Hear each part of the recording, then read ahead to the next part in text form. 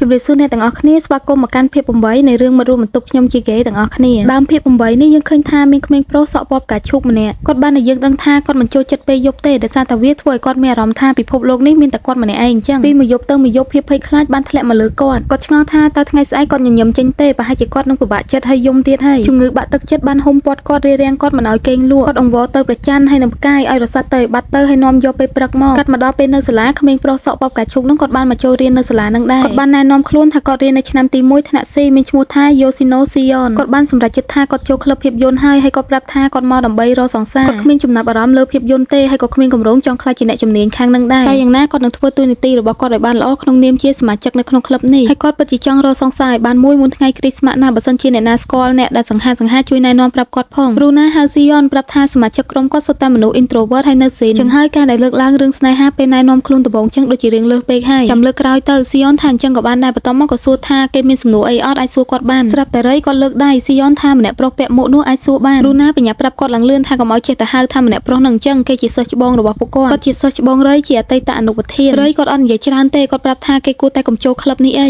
100% គេច្បាស់ជារកសង្សារនៅទីនេះមិនបានទេ Sion គាត់គាំងតែម្ដងងាកមកមើលពេលដែល Sion គាត់និយាយជាមួយមិត្តភក្តិរបស់គាត់ថាគាត់នឹងចូលរៀននៅសាលាដែលមានតែសិស្សប្រុសមានដមរស់នៅហើយនឹងរកសង្សារដ៏អស្ចារ្យម្នាក់មិត្តភក្តិគាត់ថាគាត់តែងតែនិយាយថាគាត់ចង់មានស្នេហាដូចរឿង manga ដែលមានឈ្មោះថា Sojo ចឹងហើយសាលាដែលមានតែសិស្សប្រុសជាកន្លែងល្អបំផុតហើយគេប្រកាសជាអាចរកសង្សារបានមិនខានទេស្រាប់តែមានក្មេងប្រុស2នាក់ដើរមកនិយាយចំអកឲ្យ Sion ថាគាត់ដើរជាមួយក្មេងស្រីទៀតហើយនឹងហៅគាត់ថា Lady Boy ទៀតដែលមានន័យថាមនុស្សប្រុសដែលកែភេទដូចចឹងទាំងអស់គ្នាមានសូមអធិស្ឋានជាមុនណាបើសិនជាមានកំហុសខុសឆ្គងអីមិត្តភក្តិ Sion ថាចាំមើលនាងប្តឹងពួកគេហើយដែលនិយាយមើលងាយគេអញ្ចឹងអាមនុស្សចង្រៃអាមនុស្សល្ងង Sion គាត់បានត្រឹមតែសម្លឹងមើលមុខគេហើយញញឹមទេបន្ទាប់ពីបាននិយាយជាមួយមិត្តភក្តិគាត់រួចមកក្រោយមកគាត់ក៏បានចុះឈ្មោះចូលរៀននៅសាលា Midori Gaoka គាត់តាំងចិត្តថាគាត់នឹងរកសង្សារម្នាក់ឲ្យបានគាត់ចង់បង្កើតឱកាសមួយដើម្បីបានជួបនរណាម្នាក់ចឹងហើយគាត់ប្រហែលជាត្រូវចូលរួមក្លឹបស្រាប់តែពេលហ្នឹងដែរមានសិស្សប្រុសសង្ហា2នាក់ហៅគាត់សួរថាគាត់មានចំណាប់អារម្មណ៍ចង់ចូលក្លឹប Ice Hockey អត់ឬមួយក៏គ្រាន់តែមើលសិនក៏បានដែរ Sion គាត់សប្បាយចិត្តមែនទែនថាមានគេនិយាយរកគាត់ហើយពួកគេមើលទៅគួរឲ្យស្រឡាញ់ណាស់គាត់ឆ្លើយថាគាត់អត់ទាន់ដឹងទេគាត់អត់ដែរលេងកីឡាហ្នឹងទេម្នាក់ប្រុសសក់វែងនោះថាឲ្យមកលេងជាមួយពួកគាត់ទៅដឹងតែសប្បាយហើយពេលគេមានបទពិសោធន៍ពួកគាត់នឹងមករៀនក្បាច់លយ Sion យើងគាត់អត់គិតច្រើនទេគាត់ប្រាប់គេថាគាត់នឹងចូលរួមតែម្ដងគាត់គិតថាតែប៉ុណ្ណេះវាគ្មានផ្លូវដែលគាត់នៅ single ទៀតទេដំបូងចូលក្លឹបបន្ទាប់មកមានស្នេហានេះជាការចាប់ផ្ដើមអាជីពនៅវិទ្យាល័យដ៏ល្អឥតខ្ចោះមួយពេលដែល Sion គាត់ចូលក្លឹបហ្នឹងគាត់លេងបានល្អមែនទែនក្រុមគាត់ថែមទាំងបានឈ្នះពានរង្វាន់ទៀតគ្រូបង្វឹកថា Sion មានទេពកោសល្យដែលកម្រនឹងរកបានណាគេអាចលេងបានល្អបែបនេះក្នុងរយៈពេលតែប្រហែលខែទេស្រាប់តែ Sion យើងគាត់យកกระดาษមកសុំចេញពីក្រុមតែម្ដងគ្រប់គ្នាខូចចិត្តមែនទែនព្យាយាមខាត់គាត់កុំឲ្យចេញអី Sion គិតថាគាត់ពិតជាខាតពេលណាបន្ទាប់មកគាត់ក៏បានមកកន្លែងវាយ baseball មានសមាជិកក្រុម baseball ម្នាក់បានមកហៅគាត់ប្រាប់ថា Akazuma ដែលជាជើងឯក baseball របស់គាត់ចាប់អារម្មណ៍គេយូរហើយចង់មកសួរថាគាត់មានចំណាប់អារម្មណ៍មិនទាន់បាននិយាយចប់ផង Sion យើងគាត់ឆ្លើយកាត់តែម្ដងថាគាត់ព្រមចូលគាត់គិតថាជើងឯកក្រុម baseball មែនគាត់លើគ្រប់គ្នានិយាយថាគេលយណាស់តាមពិតគឺម្នាក់ដែលឈរបែកខ្នងនឹងមែនពេលតែគាត់បានចូលលេងនៅក្នុងក្លឹប baseball គាត់លេងបានល្អមែនទែនគ្រូបង្វឹកថាគ្មាននរណាអាចចាប់គ្រាប់បាល់របស់ Akazuma បានទេមានតែ Sion ម្នាក់គត់ពួកគេសប្បាយចិត្តមែនទែននិយាយថា Sion នឹងអាចនាំពួកគេទៅការប្រកួតបានតែ Sion ក៏បានមកសុំគេចេញពីក្រុមទៀតហើយរដូវកាលរីកបានបញ្ចប់ចូលដល់រដូវក្តៅក្រោយមកក៏មានបរិសម្នាក់មកនិយាយជាមួយ Sion ថាជើងរបស់គេមើលទៅល្អណាស់ដោយសារគាត់ជាគ្រូបង្វឹកនៃក្រុមរត់ម៉ារ៉ាតុងដែលសិចស៊ីអញ្ចឹងហើយ Sion យើងគាត់ក៏ព្រមចូលរួមជាមួយគាត់ទៀតហើយនិយាយទៅគឺថាធ្វើគ្រប់យ៉ាងដើម្បីរកសង្សារឲ្យបានហ្មងគាត់គិតថាកៅភ្នែកគ្រូបង្វឹកនឹងមើលមកគាត់ដូចជាបារម្ភជាមួយគាត់ណាស់អញ្ចឹងគាត់ខំតែមានសង្ឃឹមតាមពិតទៅគេគ្រាន់តែចាប់អារម្មណ៍លើកម្លាំងជើងរបស់គាត់ទេដោយសារគាត់រត់លឿនអញ្ចឹ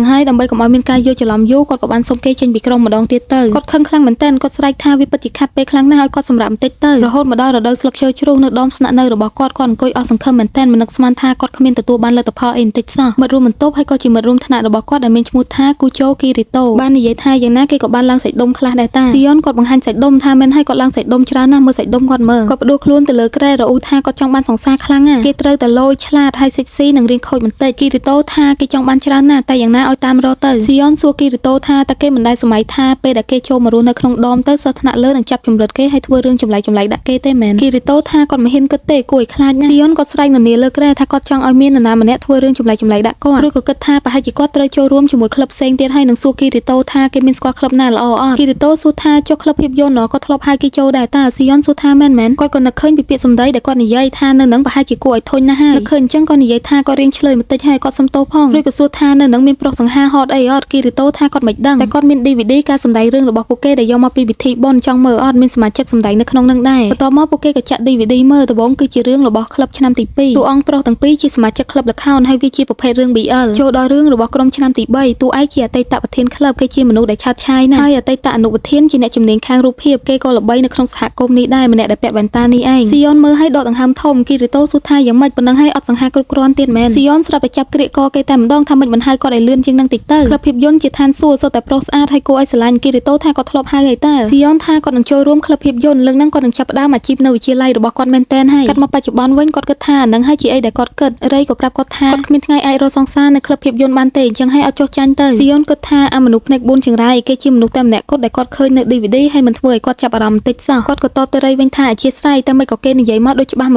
ណាស់អញ្ចឹងអនាគតសង្សាររបស់គាត់ប្រហែលជានៅក្នុងក្លឹបហ្នឹងដរាបណាឱកាសវាមិនមែនសូន្យគាត់ត្រូវតែសាកបើគាត់មិនសាកគាត់មិនដឹងហើយគេមិនស្គាល់គាត់ទេអញ្ចឹងហើយគេមិនអាចនិយាយចឹងបានទេអ៊ីឈីកាវ៉ាប្រាប់ស៊ីយ៉ុនថាកុំចាប់អារម្មណ៍ជាមួយម្នាក់ប្រុសហ្នឹងអីគេបានលាឈប់ហើយមិនមែនជាសមាជិកទៀតទេចាត់ទុកគេដូចជាវិញ្ញាណតាមសងសឹកទៅអ៊ីឈីកាវ៉ាថាក្លឹបភាពយន្តស្វាគមន៍មនុស្សគ្រប់គ្នាមិនថាគេមានហេតុផលអីក៏ដោយពួកគេនឹងបង្កើតភាពយន្តជាមួយគ្នាមានរឿងបែបមនុស្សចេតនាច្រើនណាស់គេក៏ប្រហែលជាអាចរៀនពីវាបានដែរស៊ីយ៉ុនថាអ៊ីឈីកាវ៉ាចិត្តល្អណាស់នឹងសួរថាគេមានសង្សារនៅអ៊ីឈីកាវ៉ាភ្ញាក់តែម្ដងថានិយាយគេសង្សារគេឈួតមែនហើយស៊ីយ៉ុនគាត់ដឹងភ្លាមតែម្ដងថាគេមានសង្សារហើយតែគាត់គិតថាគាត់មិនអាចឲ្យរឿងតូចតាចចឹងធ្វើឲ្យគាត់ខកចិត្តបានឡើយបើគាត់ខំឲ្យអស់ពីសមត្ថភាពហើយរក្សាស្នាមញញឹមនៅលើមុខគាត់មិនយូរមិនឆាប់ពួកគេប្រកាសជាចាប់ផ្ដើមគិតថាក្មេងប្រុសម្នាក់នេះគួរឲ្យចាប់អារម្មណ៍មិនខានទេគាត់ដឹងដោយសារតែនៅក្នុងរឿង manga shoujo រឿងបែបនេះតែងតែកើតឡើងគាត់ជឿថាអញ្ចឹងកាត់មកពេលដែលស៊ីយ៉ុនដើរជញ្ជូនអីវ៉ាន់ជាមួយគីរីតូគាត់សួរគេថាតើពួកគេត្រូវទៅថតនៅណាទៀតគីរីតូថាទៅបន្ទប់តន្ត្រីនិងសួរថារបស់របរមិនធ្ងន់ទេមែនដោយសារតែស៊ីយ៉ុនគាត់ស្ពាយអីវ៉ាន់ច្រើនមែនតែគាត់ធ្វើដូចធម្មតាហើយថាគ្មានបញ្ហាទេគីរីតូថាបន្ទាប់ពីគេប្រកែកគ្នាជាមួយសិស្សច្បងរៃហើយគេនៅតែអាចចុះសម្រងគ្នាបានល្អណាស់ស៊ីយ៉ុនសួរថាតើសិស្សច្បងរៃម្នាក់ហ្នឹងគួរឲ្យខ្លាចណាស់មែនគីរីតូថាអត់ទេតាមពិតទៅគាត់អស់ចាស់ខ្លាំងណាស់ហើយគ្រប់គ្នានៅក្នុងក្លឹបសុទ្ធតែគោរពគាត់និយាយសុកក៏មានសមាជិក2នាក់ដើរមកប្រាប់ថាគេចង់សួររឿងសម្លៀកបំពាក់ស៊ីយ៉ុនក៏សួរថាសួរគេតែ2នាក់ហ្នឹងគាត់ថាគាត់ចង់សួរគីរីតូទេលឺអញ្ចឹងស៊ីយ៉ុនគាត់ក៏ដើរចេញទៅដើរបដាគិតបដាថាតាមពិតទៅគាត់គ្មានចុះសម្រងអីទេសមាជិកនៅក្នុងថ្នាក់ព្យាយាមគេចេញពីគាត់បានត្រឹមតែជួយការងារគេតិចតួចប៉ុណ្ណោះគាត់បានដើរមកដល់បន្ទប់ដាក់ព្យ៉ាណូមួយឃើញថាគ្មានអ្នកណានៅទីហ្នឹងទេគាត់ដើរមកអង្គុយកន្លែងលេងព្យ៉ាណូនិយាយថាតាមមើលទៅក្លឹបនេះក៏ប្រហែលមិនបានសម្រេចដែរដោយម្នាក់ផ្នែក4នឹងនិយាយចឹងគាត់គិតថាបើនៅក្នុង manga វិញប្រហែលជាមានព្រះអង្គម្ចាស់ម្នាក់ចេញមកហើយសួរថ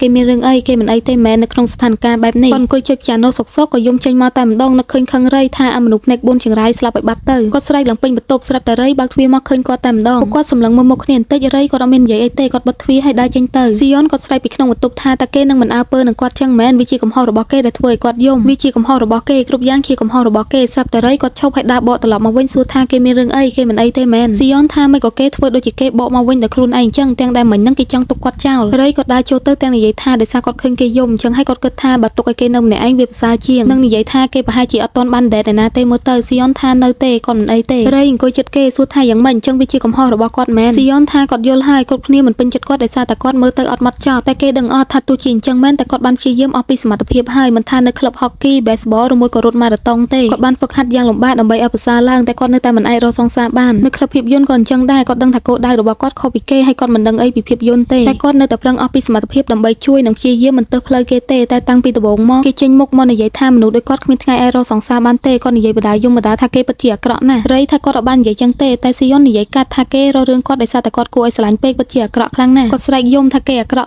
ពេញបន្ទប់នឹងតែម្ដងតែក៏គិតក្នុងចិត្តថាគាត់ស្ដីបន្ទោសឲ្យរៃដោយសារតែគ្រប់យ៉ាងមិនដូចអីដែលគាត់ចង់បានឲ្យគាត់សុំទោសផងសិស្សច្បងគេមើលទៅដូចជាមនុស្សអាក្រក់មែនតែឥឡូវហ្នឹងគាត់ដឹងថាគេប្រហែលជាគិតថាគាត់ក៏គួរឲ្យធុញដូចគ្នារៃសួរថាធ្វើមិនឲ្យគេឈប់យំស៊ីយ៉ុនថាបើនៅក្នុង manga shoujo គេនឹងឯក្បាលគាត់ប្រាប់ថាឲ្យឈប់យំទៅហើយថាប់គាត់ស្រាប់តែរៃយកដៃមកដាក់លើក្បាលស៊ីយ៉ុនប្រាប់ថាឲ្យឈប់យំទៅរួចក៏ថាប់គេតែម្ដងអើយលេងឆៅហ្មងស៊ីយ៉ុនពេលអញ្ចឹងទៅគាត់រៀងភ្ញាក់ដែរគាត់វាយគេផាច់រៃថាគេពិតជាឈប់យំមែនស៊ីយ៉ុនស្រែកថាមិនក៏គេធ្វើអញ្ចឹងរៃក៏និយាយទាំងធម្មតាថាដោយសារតែគេឲ្យគាត់ធ្វើអញ្ចឹងនឹងនិយាយថាស៊ីយ៉ុនយើងដូចជារៀងគួរឲ្យចាប់អារម្មណ៍ដែរតាស៊ីយ៉ុនគិតថារៃនិយាយអញ្ចឹងដូចជាប្រភេទមនុស្សដែលគាត់កំពុងតែរងចាំអញ្ចឹងបេះដូងគាត់លោតដុបហ្មងថាគេនឹងធ្វើឲ្យគាត់ធ្លាក់ក្នុងអន្លង់ស្នេហ៍មិនខានទេស្រាប់តែរៃសួរថាចង់តាក់ទងគ្នាឬអត់ស៊ីយ៉ុនភ្ញាក់ផ្អើលមែនតើរៃថាបើគេចង់បានសង្សារខ្លាំងយ៉ាងហ្នឹងតាក់ទងជាមួយគាត់អត់គេបញ្ញាប្រកែកថាជប់សិនមិនក៏ជាគាត់គេមិនចូលចិត្តមនុស្សបុរាណអញ្ចឹងទេគេចូលចិត្តមនុស្សដែលលយហើយនិយាយបានប៉ុណ្ណឹងគាត់កៀងតែម្ដងដោយសារតែសម្លឹងមុខគេយូរទៅដូចជាសង្ហាប្លែកគាត់ស្រែកខ្លាំងមែនតើបន្ទាប់មកក៏គិតថាគេមិនដឹងអីសោះពីម្នាក់ប្រុសហ្នឹងគេក៏មិនមែនជាថៃបគាត់ដែរចំណាប់អារម្មណ៍លើកដំបូងរបស់គាត់គិតថាគេគួរឲ្យខ្លាចគិតមួយសន្ទុះគាត់សុំគេដោះវ៉ែនតាមើលបន្តិចសិនឃើញថារៃយើងគាត់សង្ហាមែនតើឡើងហត់ហ្មងស៊ីយ៉ុនគាត់ស្រែកថាជោគជ័យហើយគាត់ឲ្យវ៉ែនតាទៅរៃវិញហើយប្រាប់គេថាគាត់នឹងតាក់ទងជាមួយគេហើយរត់ទៅទាំងសប្បាយចិត្តនឹងងាកមកអោនគោរពគេណែនាំខ្លួនម្ដងទៀតថាគាត់ឈ្មោះថាយូស៊ីណូស៊ីយ៉នគាត់នៅមានរឿងច្រើនទៀតដែលត្រូវរៀនអញ្ចឹងហើយសូមឲ្យគេអធិស្ឋានឲ្យគាត់ផងរៃគាត់ក៏ណែនាំខ្លួនវិញទៅថាគាត់ឈ្មោះរៃអ៊ីណាបាស៊ីយ៉នបានសុំលេខទូរស័ព្ទទំនាក់ទំនងថាគាត់នឹងផ្ញើសារទៅគេតាមក្រោយរៃក៏រនិយាយរឿងក្លឹបស្រាប់តែរូណាបើកទ្វារមកហៅស៊ីយ៉នប្រាប់ថាគេទុកអីវ៉ាន់នៅតាមផ្លូវហើយគាត់បញ្ញាប់សុំទោសថាគាត់នឹងទៅយកចូលមករួចក៏លាគេចេញទៅទាំងដែលរៃគាត់អត់ទាន់និយាយចប់ទេមកដល់ដមវិញគាត់សប្បាយចិត្តមែនទែនគាត់អួតប្រាប់គេថាគាត់មានសង្សារហើយគីរ៉ូតូក៏ជួយអបអរសាទរគាត់ទៅ ស៊ីយ៉នថាគាត់សប្បាយចិត្តមែនទែនគាត់ចង់តែទៅប្រាប់គេគ្រប់គ្នាទេគីរូតូសួរថាមិត្តភក្តិដែលគេធ្លាប់កុហកថាមានសង្សារនឹងមែននឹងសួរថាចុះរឿងនៅក្លឹបមិនដែរស៊ីយ៉នសួរថាគេចង់មានន័យថាម៉េចគីរូតូថាគេរកសង្សារបានហើយក៏គ្មានអីដែលចង់បានទៀតដែរអញ្ចឹងនៅបន្តជាសមាជិកធ្វើអីទៀតស៊ីយ៉នគិតថាមែនតើប្រហែលជាគាត់គ្មានហេតុផលអីដែលត្រូវនៅក្នុងក្លឹបទៀតទេគាត់មានអារម្មណ៍ថាគាត់ចាប់ផ្ដើមស្និទ្ធស្នាលជាមួយសិស្សនៅក្នុងថ្នាក់គាត់ហើយតែគាត់មិនទាន់បានផលិតភាពយន្តមួយផងហ្នឹងគាត់នឹងមានអារម្មណ៍មិនល្អទេបើសិនជាគាត់ចាក់ចេញទាំងដែលគ្រប់យ៉ាងមិនទាន់បានបញ្ចប់ផងនោះគិតសុកម៉ាអូក៏ដើរមកហៅគាត់ប្រាប់ថាឲ្យប្រយ័ត្នជាមួយឧបករណ៍កាមេរ៉ាមែនតើស៊ីយ៉នថាមែនហើយគេប្រាប់គាត់ថាឡេនកាមេរ៉ាតូចមួយហ្នឹងតម្លៃរាប់ពាន់យេនឯណោះអញ្ចឹងឲ្យគាត់នឹងប្រយ័ត្នប្រយែងម៉ាអូ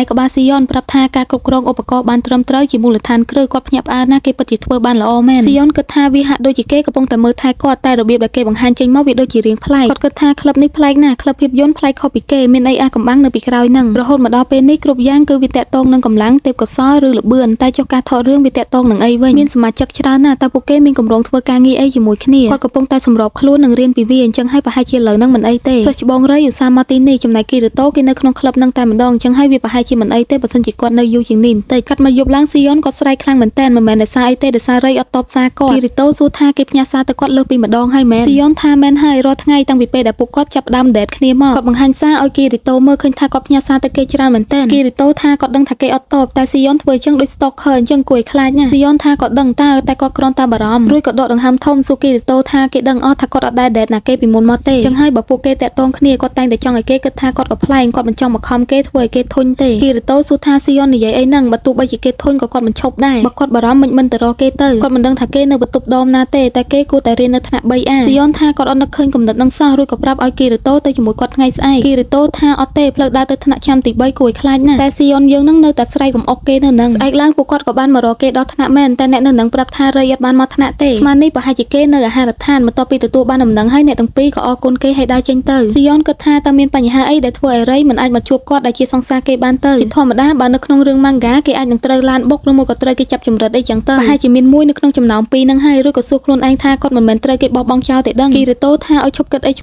ួតតែម្នាក់ឯងមើលអ្នកទាំងពីរបានមកដល់អាហារដ្ឋានគីរូតូចង្អុលថាប្រហែលជាពួកគេនៅទីនោះហើយអតីតសមាជិកក្លឹបភាពយន្តស៊ីយ៉នគាត់ភ្ញាក់ផ្អើលមែនតើដោយសារតែមើលទៅពួកគេគឺលេចធ្លោហ្មងណាពេលនឹងដែរមីណារូក៏លេចមកឃើញសួរថាពួកគេជាសិស្សឆ្នាំទី 1នោះមែនអ្នកទាំងពីររៀបនឹងរត់ហើយមីណារូថាម្នាក់ពាក់ម៉ាស់ខ្មៅនោះគាត់ដូចធ្លាប់ឃើញដោយសារគេឃើញហើយគីរូតូក៏និយាយគួរសមតិចទៅសួរមីណារូថាគាត់សុខសប្បាយអត់ស៊ីយ៉នក៏បានណែនាំខ្លួនថាគាត់ឈ្មោះស៊ីយ៉នគាត់ទៅតែចូលក្លឹបដែរទេពួកគាត់មករកទីនេះដើម្បីរកសិស្សច្បងរៃសួរថាគេមានមកទីនេះអត់ជីនសួរថារៃមែនគេអត់បានមកទេនឹងសួរថាមានការងារអីសំខាន់មែនស៊ីយ៉ននិយាយទាំងអៀនថានិយាយតាមត្រង់ទៅសិស្សច្បងរៃនឹងគាត់ដេតគ្នាហើយគ្រប់គ្នាគាំងមើលមុខគាត់តែម្ដងជីនដើរមកផ្ទះស្មាស៊ីយ៉នសួរថាគេឈ្មោះស៊ីយ៉នត្រូវអត់នឹងប្រាប់ថាវានៅមិនទាន់យឺតពេកទេគេគួរតែបោះបង់រៃទៅគ្រប់គ្នាក៏យល់ស្របជាមួយសម្ដីរបស់ជីនដែរមីណារូសួរថារៃអត់ទាន់បានធ្វើអីគេទេត្រូវអត់រូឌីក៏ថែមថាឲ្យបែកគ្នាជាមួយគេទៅស៊ីយ៉នភាំងគិតថាមានបញ្ហាអីជាមួយសិស្សច្បងរៃមែនស្រាប់តែរៃដើរមកសួរមីណារូថាមិនទាន់បានធ្វើអីគេគ្រប់គ្នាភ្ញាក់ផ្អើលពេលឃើញវត្តមានរបស់រៃថាគាត់មកញ៉ាំអាហារពេលព្រឹកហើយនឹងត្រឡប់ទៅដមវិញហើយគាត់ត្រូវផ្ញើទិន្នន័យឲ្យគេយប់ហ្នឹងស្រាប់តែស៊ីយ៉នចាប់ដៃរៃជាប់ស្រែកថាចាប់គាត់បានហើយរួចក៏សួរថាមិនក៏មិនតបសារគេខំផ្ញើសារទៅគាត់រាល់ថ្ងៃរៃសួរថាគេផ្ញើសារមកគាត់មែនគាត់ស្ទាបរកទូរស័ព្ទលូកចុះលូកឡើងក៏ប្រាប់ថាទូរស័ព្ទគាត់បាត់ហើយអ៊ីសាអូថាទៀតថាវាប្រហែលជានៅកន្លែងណាមួយនៅក្នុងបន្ទប់គេនឹងឯងមីណារូថាបើសិនជាវាអស់ថ្មប្រកាសជាមិនលឺសំឡេងរោទេស៊ីយ៉នគាត់គាំងមែនតែនរៃថាចាំគាត់ឆែកមើលតាមកុំព្យូទ័រជីនថាគ្រប់គ្នាខំតែបារម្ភពីគេអត់មករៀនអត់មកប្រឡងហើយក៏អត់មានកម្រងអីទៀតជីនយកសង្វិញមកឲ្យរៃប្រាប់ថាយ៉ាងណាឲ្យញ៉ាំអីតិចទៅចាំគាត់ទៅបន្ទប់គេពេលក្រោយរៃថាមិនបាច់ទេជីនថាកុំនិយាយចឹងដាក់គាត់ពួកគេនៅបកកាយគ្នាស៊ីយ៉នបានត្រឹមតែឈប់មើលគេទេមីណារូចាប់ស្មាស៊ីយ៉នស្រែកថាហេរៃកុំភ្លេចម្នាក់នេះឲ្យសោះតែគេពិតជាតាក់ទងគ្នាជាមួយគេមែនអត់រៃក៏និយាយទាំងធម្មតាថាមែនហើយពួកគេតាក់ទងគ្នាស៊ីយ៉នឮចឹងគាត់ធូរចិត្តតែម្ដងថាអរគុណព្រះជាម្ចាស់ពួកគេពិតជាសង្សារគ្នាមែនគាត់ស្មានតែគាត់គិតតែឯងទេគាត់សួរថាអញ្ចឹងមិនក៏គេមិនតបសារគាត់រៃសួរថាគាត់ត្រូវតែតបដែរមែនគាត់គ្មានអីត្រូវនិយាយផងហ្នឹងគឺថារៃគាត់តែជាក់មែនតែនដូចតកកនៅតំបន់ប៉ូលចឹងអេដមីនសុំដាក់ nickname ឲ្យគាត់បរោះតកកហើយដោយសារតែសំបីតែរបៀបដែលគាត់និយាយក៏អញ្ចឹងដែរគឺថាឡើងស្មើថេងហ្មងស៊ីយ៉នថាប្រកាសហើយនៅពេលដែលមនុស្សតាក់ទងគ្នាគេត្រូវតែផ្ញើសារ good morning good night I love you អញ្ចឹងទៅរៃថាគាត់មិនគិតថាវាចាំបាច់ផងតែបើគេចង់បន្តធ្វើអញ្ចឹងក៏ធ្វើទៀតទៅតែកុំរំពឹងចង់បានចម្លើយពីគ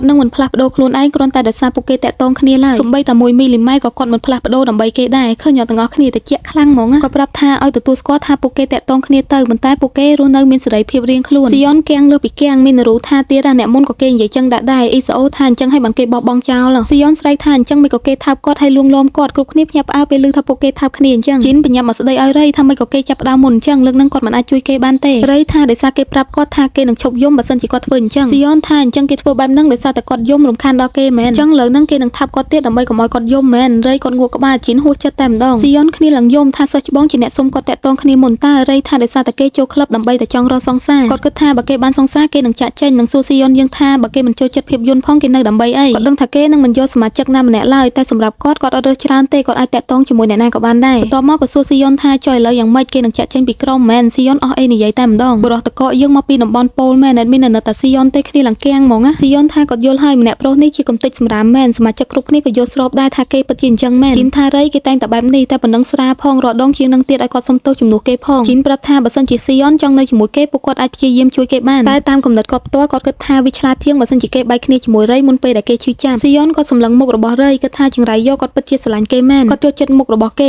ពិតជាសង្ហាហើយហត់ខ្លាំងណាស់គេជាថៃបរបស់គាត់តែម្ដងគាត់គិតថាគាត់អត់ទាន់បានណែនាំគេទៅមិត្តភ័ក្តិរបស់គាត់នៅឡើយទេគាត់មិនចង់ទៅវង្វេងដើររកសង្សារទៀតឡើយគិតឲ្យគាត់ទះតុកតែម្ដងស្រែកថាគាត់អត់បែកគ្នាជាមួយគេទេគ្រប់គ្នាឡើងភ្ញាក់ផ្អើលស៊ីយ៉ុនគាត់និយាយទាំងជឿជាក់ថាគាត់ប្រកាសថាគាត់អាចកែប្រែសិស្សច្បងរៃបានគាត់គិតថាឥឡូវនឹងមិនអីទេទ្រាំសិនទៅបើសិនជាមានប្រុសសង្ហារស់រាយណាម្នាក់ចេញមកគាត់នឹងបោះបង់គេចោលវិញមិនខានទេភាព8របស់យើងកាត់ចាប់ត្រឹមនេះទាំងអស់គ្នាគិតយ៉ាងម៉េចដែរសម្រាប់មួយគូនេះម្នាក់ដូចតកតំបន់ប៉ូលម្នាក់ទៀតអត់ព្រមចុះចាញ់ចង់បានឲ្យត្រូវតែយកឲ្យបានចាំមើលថាស៊ីយ៉ុនយើងគាត់អាចរំលាយបរោះតកយើងបានអត់ចាំជួបគ្នានៅវីដេអូក្រោយទៀតណាអរគុណសម្រាប់ការចំណាយពេលស្ដាប់ការសម្ដែងរបស់ admin ពីដើមរហូតដល់ចប់ជូនពរឲ្យសំណាងល្អសុខភាពល្អជម្រាបលាណា